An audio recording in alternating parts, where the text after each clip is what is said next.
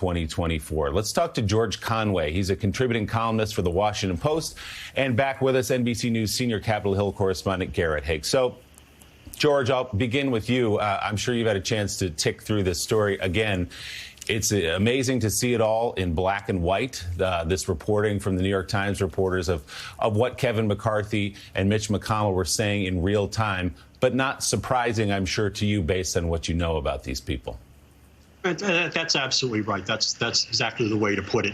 It is just a display of cowardice and corruption that was unimaginable a few years ago, and I think is unparalleled in American history. And I say corruption because these are men who took oaths of office to defend the Constitution of the United States. And they knew this man was deranged. They knew this man tried to overthrow the Constitution. And yet, and they knew that this was the impeachable offense to end all impeachable offenses. And yet they did nothing. In the end of the day, they didn't. Mitch McConnell. Mitch McConnell refused to hold a trial before the end of Trump's term, and at the end of the day, Kevin McCarthy ended up sucking up to Trump. And we don't ask. This is the bare constitutional minimum for members of Congress who have the privilege of representing us in government. The bare minimum has to be standing up to a man who's trying to end constitutional democracy. We don't ask our elected officials to arm themselves with Kalashnikovs and defend a warren of tunnels in a dystopian steel plant that's surrounded and bombed. We ask for them just to do, vote to impeach a man who tried to overturn the Constitution, vote to remove him from office, vote to bar him from ever holding office again. And they can completely fail to live up to their obligations.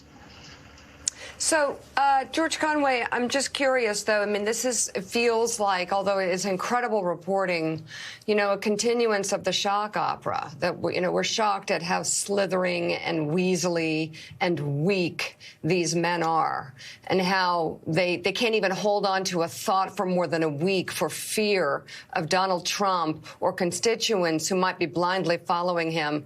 I mean, this sort of pathetic turn that the Republican Party has taken, and it's lasted now for years, is exhausting. It's a shock opera.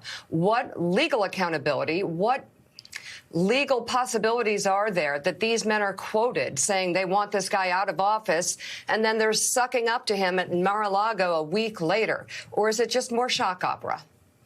I think it's, at least with these men, it's just shock opera. I think perhaps with Trump there should be. I mean, I think there can be a legal recourse. And I agreed with Senator McConnell on February 13th, 2021, when he gave his speech after acquitting Trump. He said that the criminal law could apply to Trump. But as for this cowardice in terms of these men refusing to hold Donald Trump to account, I don't know in and of itself that there's a sanction for that other than at the ballot box.